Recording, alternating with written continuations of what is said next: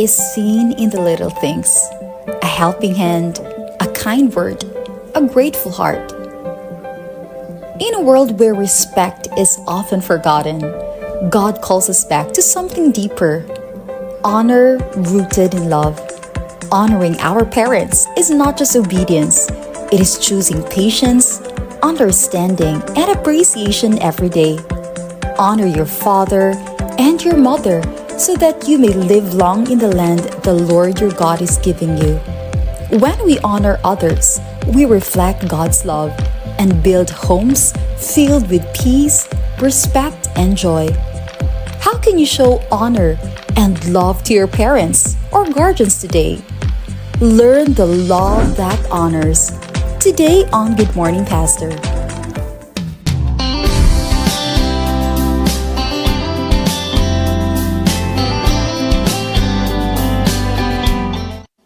Good morning mga kapaglaom. And this morning, dili ni pastor pero mao ni ang master sa pastor at makauban karon walay lain ang atong Family Life and Women's Director sa Southwestern Philippine Union Conference, Ma'am Maripi Patalinghog. Good morning, ma'am. Good morning, ma'am. Ako tong gingon, ma'am, pa mao ni ang master sa pastor. Kay asawa man sa pastor. Mabalaka ko, ana, sir, when yung pag-istorya. Di usually mag-unmap kay like si John Sir, Pastor John Sir ba? Manager sa diri sa una. Amo yun si Micah yun ang manager niya. Di kaya ang mga pastor, dili man na mahimong kuan ko no, abtik basta wala ang asawa mo nang gitawag master. Wala si Isawing po niya asawa, CEO po niya. Good morning, ma'am. Good Welcome. morning too. Welcome. I'm so Ma'am. happy to be here. Yeah. Yes, Before ma'am. going to our topic, ma'am, can you tell our viewers what is happening here inside the compound of Southwestern Philippine Union Yes, Conference? daghan kay mga inahan. Yes, daghan po mga kabataan. Kabataan, oo. Atong makita diri nga fully loaded ang ato ang compound. So we're going to listen to you, ma'am, kung unsa day nahitabo diri. Tell us about it. Okay. Now, good morning and happy Sabbath to all of our viewers. I would like to report to you that this weekend, starting last Thursday, we have lots of young people, more than 420 plus the adult women who are, facilitating them, chaperone, nahimo silang mga caretakers sa atong mga pink ladies, ages 13 to 35. Nga mga pink. Kaysa una, ma'am, akong paghunahunag yun aning anak ko yung banga. Gikan sa youth ministries. Yeah. Makuan ko ani maabot yung kong women's ministries. Kaya kung huna-huna ba kay as we age. So dili day karon. Gikan pa gyud di ay mga young women. Young pa. This As department. long as naakaana nga organ. Oh, yeah. You belong to the women's ministries. But this time, we segregate, We give importance to these young women aron mapukusan gyud sila nga sila ra jud. Empowering them. So happy kayo to know that our church is taking care of the entire population of women. Yes. Dili lang yun nga katulang mga hamtong na, kundi apiling mga bata. Kay mo man po di atong i-prepare. Mao sila'y musunod sa ato. Oo, so kinahanglan yun. Importante gyud ang women. Yeah, that is why today mga kapaglao. Yeah, because they are important, so we have to mentor them properly. Yes. Lamang mo ron kay duha mo isa ra ko. Wait, importante kay women. Oy, sayinan kasi Adam nga wala siya. I mean, he is longing for something. Correct. Di ba? So importante yun ang women. Ipangitaan nyo sa Ginoong Paris. Oh, he will be lonely kung Diba? wala ang Wala. babae. Oh, so, that is why mga kapaglawom ka ng mga babae na sa inyong kilid karon. Kung naghigda pa mo, pamuna Correct. mata, or ka nagluto na mo, nga side by side, you work with your spouses. Yes. Tignan na sila nga, ikaw importante sa ako. Yeah, you are special. Pag mutingog ang babae, hilom lang yun mo. No. Okay. Abi mo, Sir Tawing. Dilingon ana ang akong dealing sa labi na sa akong Sa mga women, bana. oo. Kuan gyud kanang Submission. gyud. Lagi. Wala gyud ta. Why Ako mo labaw? dili. Why mo labaw? Oh, musulti lang, pahayag lang. Amen, Pero amen. dili gyud ta mo labaw. Murag Kaya kay lamang yun yung mga babae ron. Follow na yung ka. Lagi lang. Well, in honoring of our mothers, ma'am, how can mothers show love and care sa matag adlaw. Doon na ba'y mga tips nga para mahimong ang inahan, usahay man gud ang inahan ma-misunderstood. Kay tungod sa kadaghang ang term is yaw-yaw. Lagi. Tungod sa kadaghang mga instructions Correct. given, medyo malahi og sabot sa uban. How can we show love and care? Abi ninyo mga viewers, ang pagpakita sa usa ka inahan, wa pagtaka-greet, ma'am. Okay, you can Carm. greet Ako, them, ma'am. Ay mo na Go, kamo ma'am. naka-greet Yes, na. Go, ma'am. Sige. Ako wa pa jud ko ka-greet og Happy Mother's Day to all our moms there. Kung asa man kamo karon, nakaposisyon, I would like to say Happy Mother's Day, and always remember that we treasure your support to your family, and we want to let you know that we love you. Abi ninyo, Ma'am Charm, kining mga mama, kwan gid ni, grabe ni sila mag-amuma. They show their love in a very simple way, pero powerful ni. Kana bitang pag-atiman, pag-prepare sa food, pagluto sa food. Napoy mga bana nga galuto, pero most of the time, ang mga mama mangyud. So, di ba? Ang pangutana ni Ma'am Charm, How do we show care? care. Ingon ana gyud ang pag-care sa mama. Mo sayo og mata, mo luto. At mag-atiman kung unsay iyang mga panginahanglan sa iyang members of the family, na siya gyud na mag-una-una. O kung naa may members sa family like the father nga mo care, ang mama mulabaw gyud na o sa pag-atiman, unsay gikinahanglan, o atong mabalaan nga kining pag-atiman, pag-amuma o pag-antos, even when they are tired, padayon gihapon ang ilang pagpakita og suporta. Sa ato pa, ma'am, ang sacrifices when it comes to time and kanang effort sa mama, di gyud makita ang love. So Yeah. ang mostly ang love language sa mama kaning yung paghatag sa iyang services. Services, maor gyud na wala man na siya kwarta kung labi na kung walay work. So ang iyahag yung serbisyo, kanang singot o kanang kusog, mo gyud na iyahang ma-offer. And lalo na sa mga nagtrabaho, nga ilang i-balance. Grabe Like, yun. diba, Oh. Gracie can still cook, even if ka nang si ikaw, ma'am, even if you're Working working, mother, diba? oo. You have to still give your time, Kinahanglan balance your mabalance, time. oo. O pahatag sa, may ibahin-bahin ba ang atong mga oras para sa atong pamilya, That's o true. sa atong trabaho, o sa atong calling. Yes. Ma'am, kanang unsa may dako nga responsibilidad labi na sa mga inahan, unsa may dako nga papel niya? You know, a mother participates in God's work of discipleship. Part yun na, kita nga mga inahan, dako yung kayo tag mahimo. In raising our child, no? Kita gyud mo tabang pag-shape, paghulma sa future sa atong mga kabataan. Ang future nila to follow Christ. Kay kung dili nato na magiyahan ang atong mga kabataan, problema gyud ta in the future.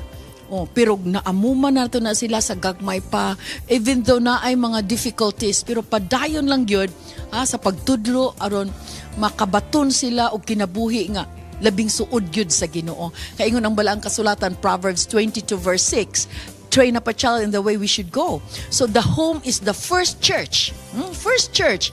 And the mother is often the first spiritual mentor sa atong mga kabataan. And Ellen G. White also made mention that the heart of the mother is the child's schoolroom. Oh, ganahan ko na. The heart of a mother is the child's schoolroom. Yeah. Grabe, no? Grabe na. And talking about, Ma'am Bakay, since ang heart man sa mama, ang mahimong classroom, schoolroom sa kabataan. Yeah. Kung saan man nga ang mama, mahimo siyang makahatag og values, good values, maka-influence of good character sa iyang mga kabataan. Yeah. Character formation is a spiritual process, Ma'am Charm. And God uses parents, especially we mothers, as instruments to mold the character of the child. Kung unsa ang makita sa bata, mauna ang ilahang sundon. Correct. Kanang ginaobserbaran gyud ta. Muna nga bantayan gyud nato, ingon ang balang kasulatan sa 1 Corinthians 11:1, imitate me. And as I imitate Christ. So a mother's life becomes a living theology, a visible expression of faith. So ang atong ginatudlo sa atong mga kabataan nga kanang paghigugmas Ginoo, kanang pagsalig sa Ginoo, pagsunod kang Kristo, mo gyud na importante, and in that way magtubo atong mga kabataan nga suod gyud sa Dios. Yes. How do we appreciate, ma'am, mothers, especially ikaw, mother po ka, like ang atong mga nadiri, atong mga viewer mother po sila, how do you feel appreciated being a mom? And how do our kapaglaom karon nga mga kabataan na minaw unsaon nga malipay ang inyong mama? Some others will say taga nag-cash, lipay na. Pagpalit sa dito, pag shopping sa, lipay. Kaya Actually, kasawa. That's true. Actually, ano yun na siya? Wala yung char, ana. tinuod gina. Sakto yun ang tanan. So, wala man ko na imong mama, pero mudawat kong Mother's Day. Wait, ma'am, how do we appreciate, mom? Kanang nalipay biag ko sa akong mga kabataan nga in spite nga lagyo mi kadawat na kog cake ha. O dili pa gani sa bado. So dami imong feeling nga mami unsa may imong kinahanglan padala na ko na ma-feel na ko murag uy maski not just keep your money kay enough na kaayo nga makita namo mo nga malipayon unya naamo sa Ginoo, suod ka imo sa Ginoo, masinimbahon mo kana feel na nako nga gi-appreciate ko sa akong anak nga nag-follow siya unsay among gitudlo sa ilahab. It's enough for me. Bahalag walay kwarta basta kay makita namo sila nga nagaalagad. You know, parents honoring parents is children. When we honor our parents, that is part of our obedience to our God. It is not just cultural, it is covenantal, di ba? Covenant ginato na nga we have to honor our parents, our fathers and mothers. And this command comes with a promise. Nabi gyud siya saad nga he will give us long life. Honoring our parents reflects our relationship with God. Ang pag-honor sa ginikanan is a way of saying, Lord, I respect your order and your design. Kana ko nung malipayon nga inahan, inigmata sa buntag, moingon ang anak nga, ingnon kuno sa inahan ng anak, nak, suguas papa pagluto. Lipay daw kayo. Lipay daw kay inahan na pagkabuntag. Oh, that's true. Ano na, ma'am? Kanang lami pa ang tulog Lami niya. tulog. Instead nga mo bangon ka ikaw mo luto. Suguas na si Unya, papa. no, wala. Ang papa gyud ba? Voluntary. Yeah, voluntary. Ako Voluntary mga lang. anak mo wala mong kasugo sa ilang daddy. Isuguon po doon ta, no? Dili kay I want to diretso naman. experience that. Diretso Lagi. naman. Oh, diretso naman. Diretso na. Matik na, matik. Ma'am, you are now addressing our women, our mothers. What can you tell them? Now, mga mothers, kinahanglan gyud ta nga magpadayon sa atong pagkabuutan nga inahan. And You know, we have to encourage one another, mothers. I know nga we have challenges. So, ang akong alang, padayon lang gyud ta, even though there are difficulties, atong paningkamutan nga ato gyud mahimo ang atong responsibility as a mom. Kay kita ginatan-aw gyud ta sa atong mga kabataan. Even though walay appreciation atong madawat, padayon lang gyud gihapon. Dili ma-recognize pero ang Ginoo nagalantaw sa atoa. Nya arang sa mga kabataan, amo lang gyud pong hangyo. Help us at home. And speak kind words to us because sometimes makasulti biya mig mga sakit pud nga pulong, no? Nga naman. Mga tinuod jud na, but please forgive us and pray for us kay dili gid mi perfect nga mga mama. So tabangi pud mi ninyo nga ma-reflect namo si Kristo sa among kinabuhi in our words, in our actions. Kay wala gid na dili gid mi perfect. We need transformation too, but we need your help to make us overcome our limitations. So, okay na ba po na, ma'am, nga ang anak mo istorya po sa mama, no? Oh yeah, it's nice to be open. Open, no? Yeah, kinahanglan gyud open sa usag. moingon ang anak nga palita, gini mo ba? Oy. It's okay. You have to accept that. Okay na na, ma'am, no? Oh, okay na na. Pero i-prepare gyud yung heart. Mubalos ba pong inahan, ma'am? Mubalos, maliwat, baya ka sa kuha. Riha din silang duha. Pwede mga kabaglaw.